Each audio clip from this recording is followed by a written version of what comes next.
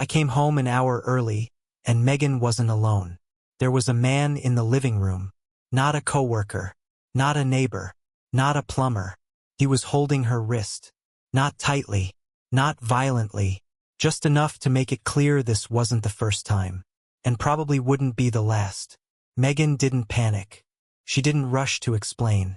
Her voice was calm, almost professional. Like she was asking for a receipt at a register. "Don't make a scene," she said. I didn't ask who he was. I didn't ask how long. I didn't ask why. I just walked past them.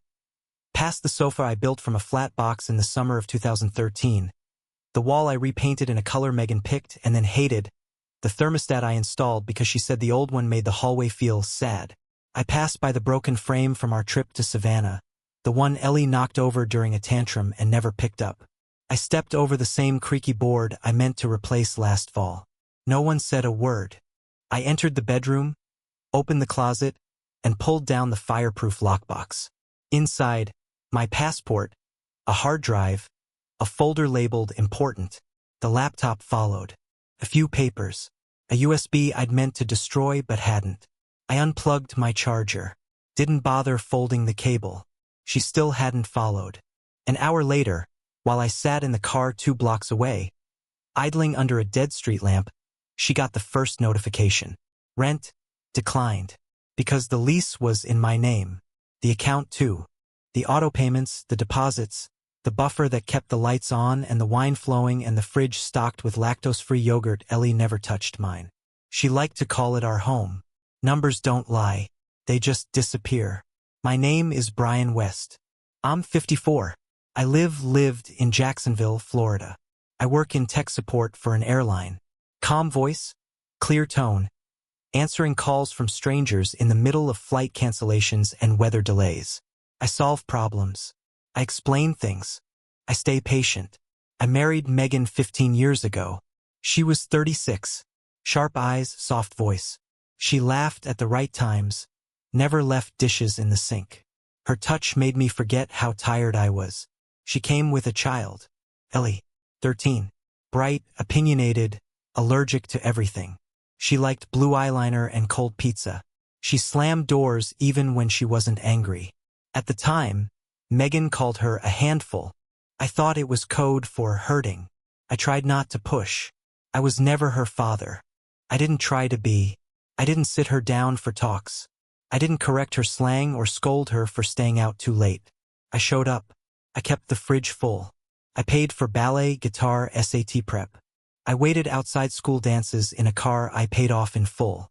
At first she called me Brian. Then she just stopped. That silence was gradual. At first it came in skipped greetings. Then no eye contact. Then the sighs, the muttered whatever when I asked how school was going. Megan said it was normal. Teenagers pull away, she told me. She's figuring things out. I figured I'd earned that. I hadn't been there for the first 13 years.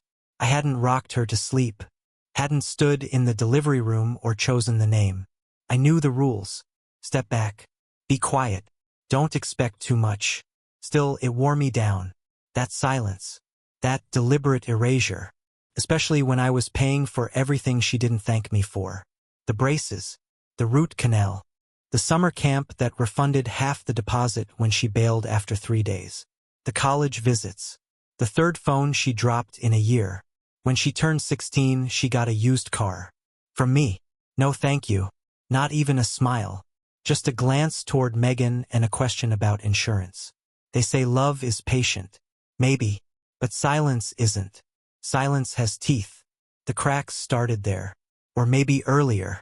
Maybe the day I overheard her on the phone with a friend, describing me as just Megan's husband. No name. No role. Just an appendix to someone else's life. That word it burns deeper than an insult. But I stayed. Because Megan still smiled at me across the dinner table. Still tucked her feet under mine on the couch. Still whispered that I was saving her life. Every time I paid a bill she forgot existed. I stayed because I believed families weren't built. They were worn into place like shoes. Break them in long enough and they fit. But it wasn't a fit. It was a fracture I kept covering with tape. I should have seen the signs. The way Megan stopped mentioning my name in group texts. The way Ellie planned parties, photo shoots, brunches, and I was always behind the camera, never in the frame. The way every thank you went to her mother, even when I signed the checks. "You're not her dad," Megan would say if I pushed. "You knew that going in." I did. I just didn't know how much it would cost. By the time Ellie turned 20, she'd perfected the art of pretending I didn't exist, except when she needed something. Venmo requests, book fees, new shoes for an internship, gas money, always followed by silence, never by gratitude. Megan called it growing pains. I called it theft. But I didn't stop. I didn't speak up. I just kept transferring money and taking days off work to drive her places when her father was busy. Yes, her real father. A man with 4 DUIs and an Instagram full of boat selfies. He showed up once a year, twice if guilt kicked in, bearing gifts that didn't fit and promises that evaporated. Ellie called him Dad. When he forgot her birthday one year, Megan cried. I didn't. I just baked a cake. That's what I was good for. Filling gaps, covering absence, being the invisible thread that kept the seams from bursting. Until today. Until the living room, with that man holding Megan's wrist like it belonged to him. She told me not to make a scene, and I didn't. I just walked out calmly, drove away, parked under a lightless street lamp and opened my laptop, logged into the bank, paused the rent, reviewed the shared credit cards, the ones Megan maxed out on home decor, the ones Ellie used for textbooks she never read. I opened the utility accounts, changed the password on the cable, updated the security questions. The next morning, I canceled the car insurance. Hers, not mine. 2 days later, I sent the realtor a text. "We're selling. I'll handle the paperwork." He didn't ask why. He'd been to dinner. He'd seen the way Megan looked past me, the way Ellie never said my name. He once joked I was too patient. He was wrong. I wasn't patient. I was invisible. Now I'm not. I booked a week in a small motel off I-10. Nothing fancy. Just clean towels, hot water, and silence. Real silence. Not the kind where you sit at a dinner table and no one sees you. I left my wedding ring on the nightstand. Not out of drama. Just honesty. I haven't heard from Megan. Not yet. Maybe she's too proud. Maybe she thinks I'll come back. Maybe she still hasn't told Ellie. I wonder what she'll say. Maybe nothing. Maybe just a shrug. Maybe she'll say, "He left." Maybe that's all I ever was to them. The man who showed up, paid the bills, and then left. But they'll notice soon. The gas bill, the water, the internet outage, the missed payments. They'll notice not the man, but the absence of the man. The empty shape he left behind. And that's when the story really begins. I bought the house in San Mateo myself. No cosigner. No shared loan. No partner contribution. Just me. The down payment came from 10 years of saving, 2 years of eating canned soup at my desk, and 1 year of cashing out what I shouldn't have. An old IRA I'd forgotten until the penalties reminded me. I spent weekends looking at floor plans, running interest calculators, reading horror stories about escrow and termites. Megan came to one showing, took a phone call during the walkthrough, and gave a thumbs up without asking about the roof. 3 weeks later, she moved in with 3 boxes and a dozen scented candles. She called it our home. Ellie repeated that phrase often, our home, especially when inviting people over. Bridal shower, bachelorette brunch, dress fittings, photo shoots in the backyard I had landscaped alone. She liked the way the oak tree looked at dusk. I liked the fact that I had finally bought something no one could take. Or so I thought. Megan smiled through it all. She always did. When the bills came, when the appointments got missed, when Ellie changed her major again. She smiled. It's family, she'd say. Family doesn't keep score. But someone was keeping score. Ellie mostly. Always tallying invisible points, who got thanked, who didn't, who showed up, who mattered. She was 27 when she got engaged. Mike, her fiancé, was polite.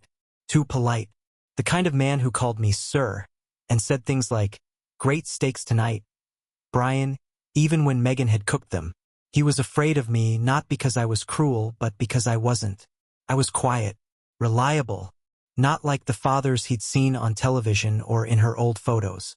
I wasn't the one who smiled in the frame, but I paid for the photographer. Ellie liked to plan. She had spreadsheets, guest lists, a color palette, and an agenda. She hosted meetings in the living room. I made coffee. Megan offered wine. Ellie pointed to things and said, "We'll need this, and we'll put that here." And Megan nodded like it was gospel. The wedding was going to cost over 20 grand. 27, if the venue wouldn't budge on the corkage fee. I signed the first deposit check in silence. It didn't bother me then. Not really. Not yet. It came slowly, like mold behind a wall. Little things. The florist who never made eye contact with me. The cake tasting I wasn't invited to. The rehearsal dinner table where I was seated at the edge, between someone's boyfriend and a coat rack. But the moment came a month before the wedding. Ellie called me into the dining room. She was standing by the fireplace, her phone in one hand, a manila folder in the other.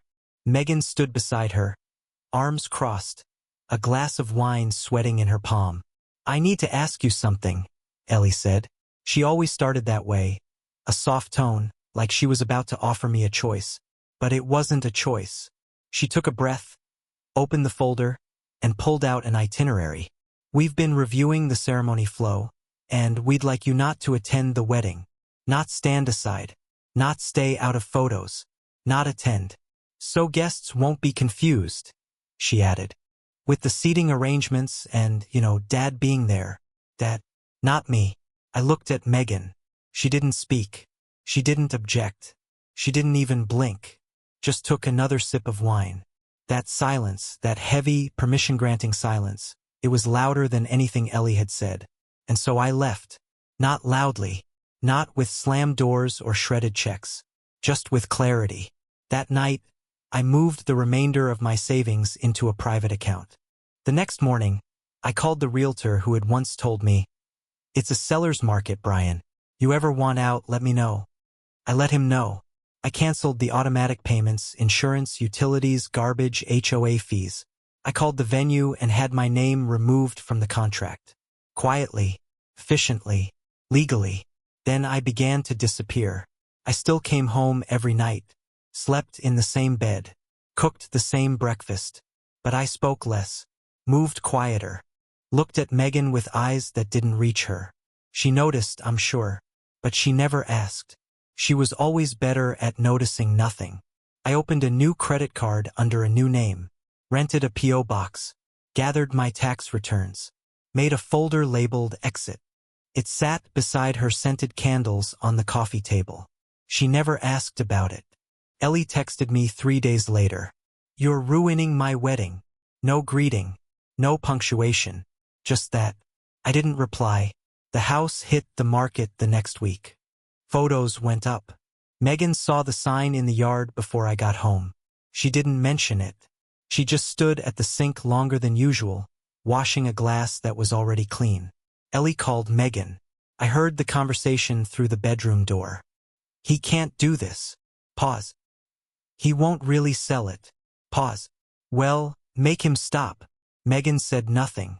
Or maybe she did. But her voice never rose, never traveled. She had already chosen her side. The florist pulled out. The caterer asked for a new contact. The dinner was canceled.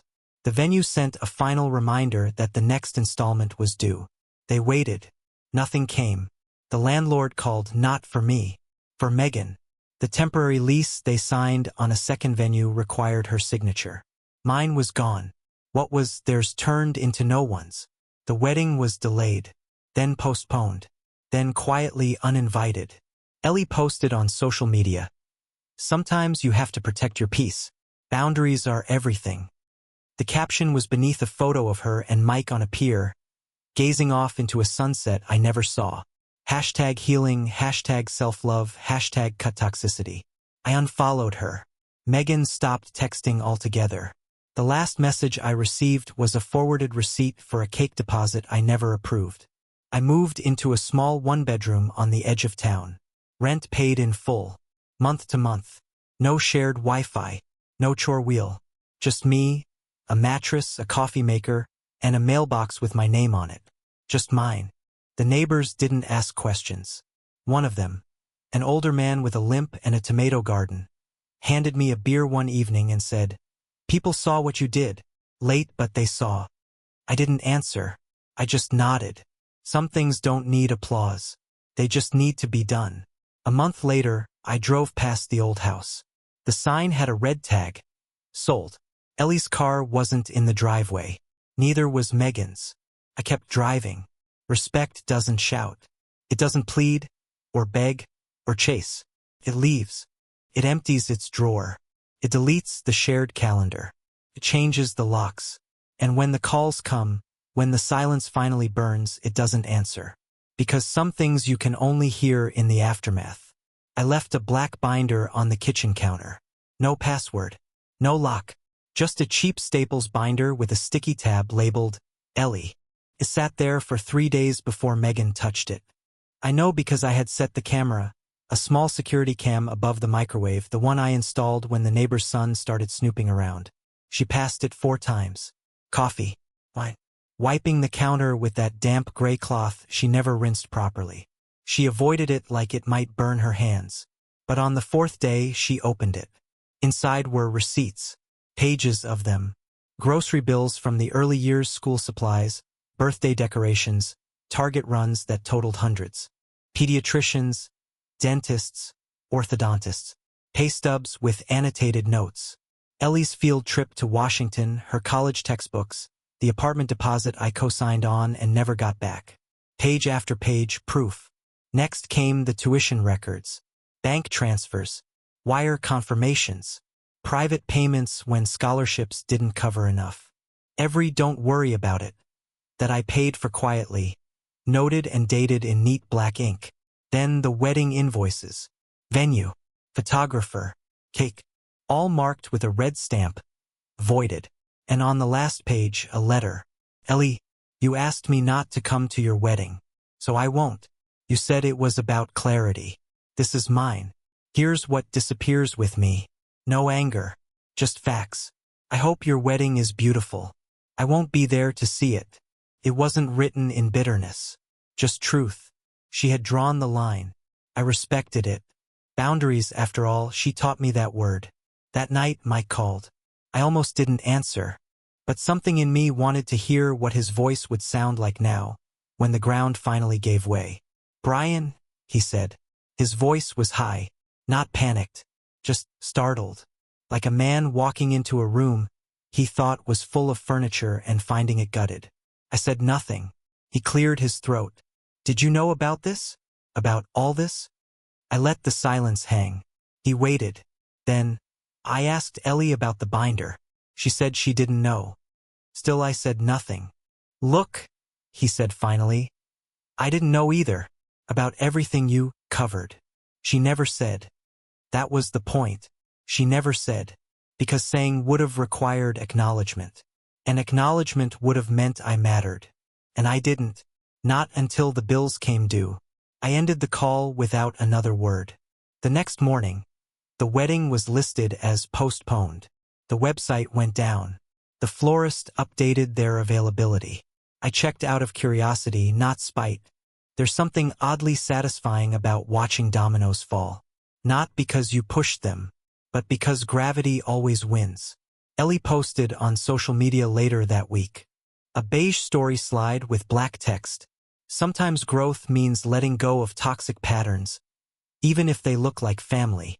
I laughed. Not loudly. Just once, under my breath.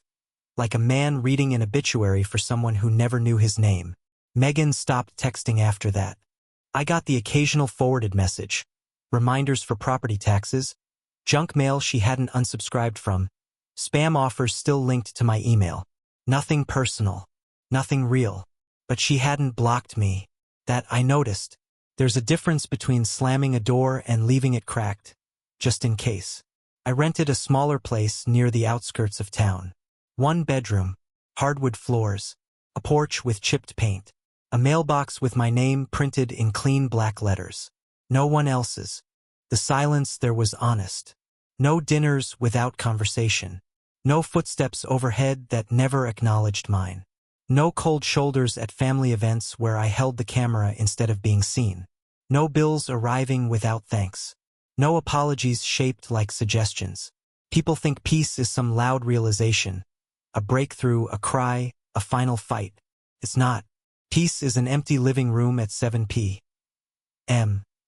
with a lamp you bought yourself. It's a plate of food that doesn't go cold while you wait for someone to show up late without explanation. It's quiet mailboxes, bills you understand, walls that don't echo with contempt. The first weekend I spent alone, I opened a bottle of scotch I'd been saving since Ellie's high school graduation. I had imagined sharing it with her. A toast to new beginnings, to fatherhood however complicated, to effort. She never showed up that weekend. Said she had plans with her real dad. I drank it alone. Finally. And it tasted better than I expected. The second week, the neighbor waved to me. "You're the new guy?" he asked. "Old guy," I said. "Just finally moved out." He chuckled. "People saw what you did. Took a while, but they saw." I didn't ask what they saw. I didn't need to. Respect doesn't shout. It doesn't post on Instagram. It doesn't need hashtags. It doesn't come with applause. It shows up quietly, in the absence of insult. In the peace of being alone rather than erased. In the knowledge that your absence, for once, speaks louder than your sacrifice ever did. A week later, Megan emailed me. No subject line. No greeting. "You've changed." I stared at it for a long time. Then I typed back. "No. I became myself." I didn't hit send. Some letters aren't meant to be read. Just written to confirm that you still know who you are. I deleted the draft. That spring, I bought a smaller house. Cash. No debt. No shared deed. I keep the lawn mowed. The tools hung. The porch clean. I rake the leaves myself. They fall fast. But I don't mind. Every so often I think of Ellie. Not with anger. Not anymore. Just distance. Like a neighborhood I used to live in. Familiar streets. Unkind memories. A place I once tried to make home. I think of the mornings I made her breakfast. The late-night pickups. The way she'd text THX when I wired money for tuition and nothing else. I think of the way she looked through me, and I wonder, not if she misses me, but if she understands yet what she lost. Maybe someday she will. Maybe not. Either way, I'm no longer carrying the question. They asked me to disappear. What shocked them wasn't that I left, but how much vanished with me. Megan showed up on Thanksgiving. No call. No text. Just a knock at the door I never gave her a key to. I watched from the window for a full minute before I opened it. She looked thinner. Eyes red. Holding a casserole dish wrapped in foil like an offering. "I brought your favorite," she said. I didn't answer. I just stepped aside. She walked in like a stranger, carefully, as if the floor might collapse under her weight. She looked at the walls. The bookshelf. The framed photo of a trailhead I'd hiked alone last summer. "You've changed," she said. "No," I replied. "I became myself." She didn't stay long. Left the dish on the counter. Said something about missing the smell of the old house. I didn't tell her I burned a candle every night for a month just to get her perfume out of the walls. When she left, I slid the casserole into the trash. Still cold. Still wrapped. There's no returning to a place that was never yours to begin with. A month later, Ellie sent a Christmas card. No return address. Just a stock photo of a wreath and a pre-printed warm wishes. Her name, scribbled underneath in rushed blue ink. No dad. Not even Brian. Just a name I'd once worn like a badge. Now passed over like an expired coupon. I didn't hang the card. I filed it. Right behind her orthodontist bill from 2014. Still unpaid. Still mine. The days got shorter. Winter came fast that year, colder than usual. The kind of cold that eats through window seams and old bones. I bought thicker curtains. Draft guards. Extra salt for the driveway. There's something holy about preparing for a storm alone. You stop hoping someone else will shovel beside you. You just do it. For yourself. Because no one else is coming. Spring returned eventually. Subtle, slow. A new kind of silence bloomed in the yard. Not absence, but peace. I planted tomatoes. They struggled. I replanted. Not everything thrives the first time. Sometimes not even the second.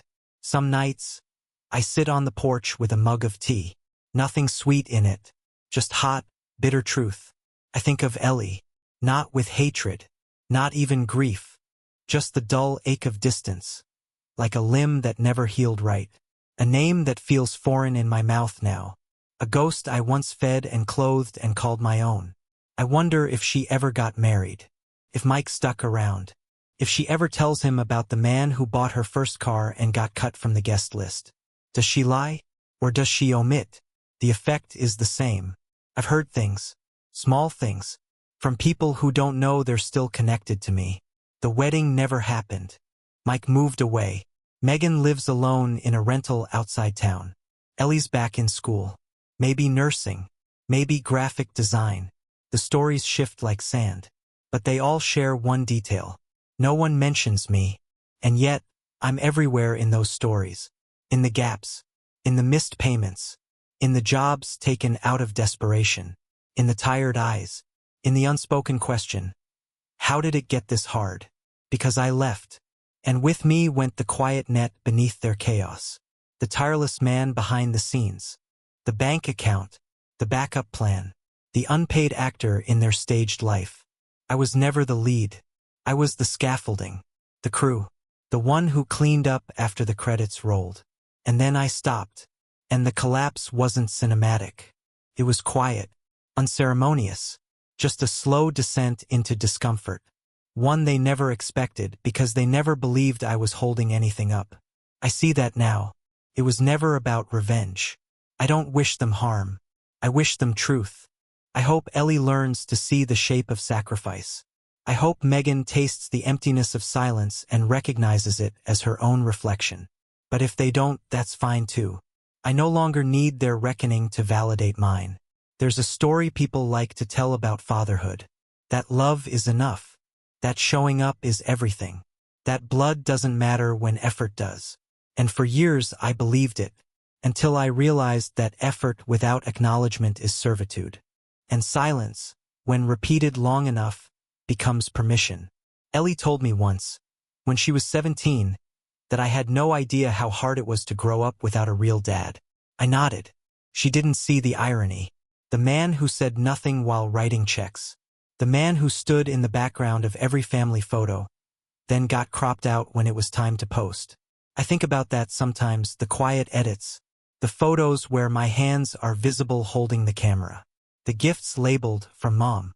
The house called hers. The bills marked overdue only after I left. Maybe that's the moral. The people who ask you to disappear never think about what disappears with you. The warmth. The buffer. The forgotten conveniences. The invisible structure. I wasn't her father. I knew that. But I was something. Something that mattered when it was gone. The world likes redemption arcs. Tearful reunions. The prodigal child returning. The stepfather embraced at last. But life doesn't follow a script. There's no last-minute phone call. No letter of apology. No wedding seat saved after all. Just years. Years of distance. And clarity. A few weeks ago a card arrived. No return address. No name. Just 4 words in tight black pen. Thank you. I see. No signature. Maybe Ellie. Maybe not. Doesn't matter. Because I see too. I see the man I became when I stopped trying to be someone else's version of dad. I see the weight I carried, and the freedom in setting it down. And I see the question that lingers, unspoken, in every man who's been where I've been. Was I wrong? Was it cruel to leave? Was it weakness or strength that made me walk away? I can't answer that for anyone else. But I'll ask you now, if someone told you, not with words, but with silence, neglect, and rejection, that you were nothing, would you have stayed? Or would you have finally, quietly, completely let go?